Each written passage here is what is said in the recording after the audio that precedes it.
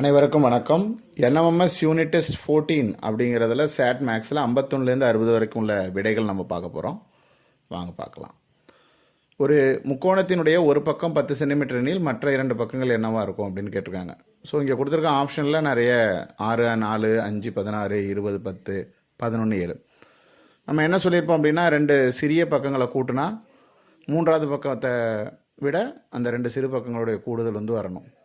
இப்படி பார்க்கும்பொழுது முதல் இதில் 6 4 கூட்டும்போது 10க்கு 10 சமமாக வருது. அப்போ அது இல்லை. அடுத்தது ரெண்டாவது ஆப்ஷன் 5ஐயும் 16ஐயும் கூட்டினா 21. ஸோ அது கூட தான் வருது.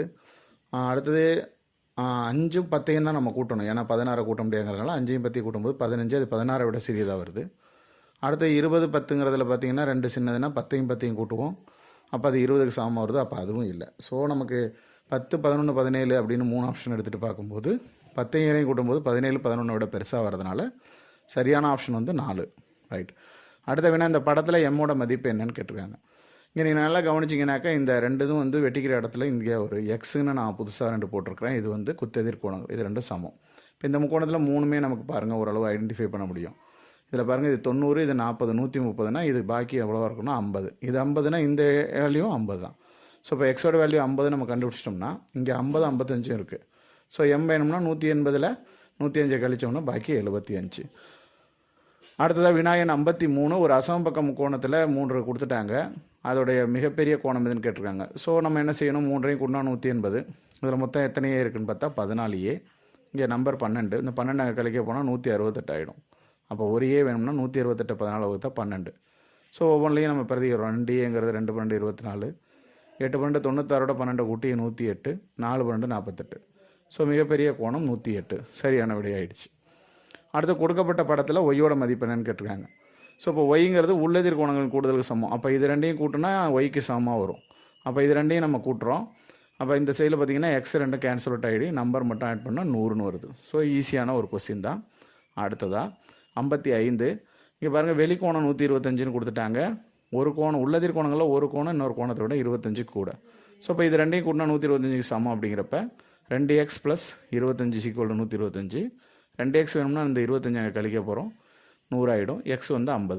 ஸோ இப்போ பெரிய கோணம் என்னென்னு கேட்டிருக்காங்க அப்படின்னு கேட்டாக்க 50ஓட 25 கூட்டினா 75. ஸோ பெரிய கோணம் 75, சின்ன கோணம் 50. நமக்கு எது கேட்டிருக்காங்கன்னா பெரிய உள்ளதிர் கோணம்னு கேட்டிருக்காங்க. இப்போ 75 தான் சரியான விடை.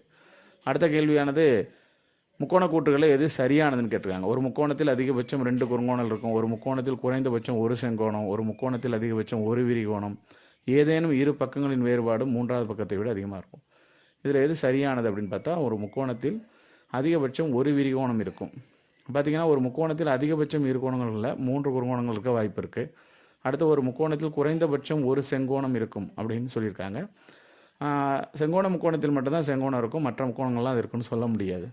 அடுத்து ஒரு முக்கோணத்தில் ஒன்றுக்கு மேற்பட்ட விரிகோணம் அப்படின்னு சொன்னால் அது கண்டிப்பாக வாய்ப்பு. ஏன்னா ஒரு விரிகோணம் தான் இருக்க வாய்ப்பு இருக்கும் அதிகபட்சமாக. அது ஏதேனும் இரு பக்கங்களின் வேறுபாடில் கூடுதல்னு வந்திருக்கணும். ஸோ இந்த கருத்தும் தவறு. எனவே 3 தான் சரியாக இருக்குது. அடுத்ததாக பொறுத்துக. இதில் முக்கோணங்களின் கூடுதல் 180 டிகிரி, முக்கோணத்தின் வெளிக்கோணங்களின் கூடுதல் 360. பக்கம் பக்கம் பக்கம் பண்பு சர்வசம முக்கோணம். உள்ளதிர் கோணங்களின் கூடுதல் வெளிக்கோணத்துக்கு சமமாக இருக்கும்னு பொறுத்திட்டோம்னா நேரடியாக விடை வந்துடும். ஸோ ஆப்ஷன் 3 இது கரெக்டாக இருக்குது. அடுத்து இதில் எந்த முக்கோணங்கள் பக்கம் கோணம் பக்கம் கோணம் கொள்கை. இப்போ இங்கே பார்த்தீங்கன்னா கோணத்துக்கு 2 கோணத்துக்கு இடையிலன்னு பார்க்கும்போது இங்கே 2 குத்ததிர் கோணங்கள் வந்துடும். ஸோ இது ரெண்டும் சமம். அப்போ இந்த கோணத்துக்கும் இந்த கோணத்துக்கும் இடையில, அதேமாதிரி இந்த முக்கோணத்துக்கும் இந்த கோணத்துக்கும் இந்த கோணத்துக்கும் இடையில இந்த பக்கம். ஸோ இந்த 3 ஆப்ஷன் தான் சரி. ரைட். அடுத்ததாக வினாயன் 59. XYZ PQRனு 2 முக்கோணங்களில் x 40, பியும் சமம்னு சொல்லிட்டாங்க. அப்போ எக்ஸும் பியும் சமம், பிக்யூவும் XYயும் சமம். அடுத்து PR XZ சமங்கிறப்ப இது என்ன கொள்கைன்னு கேட்டிருக்காங்க.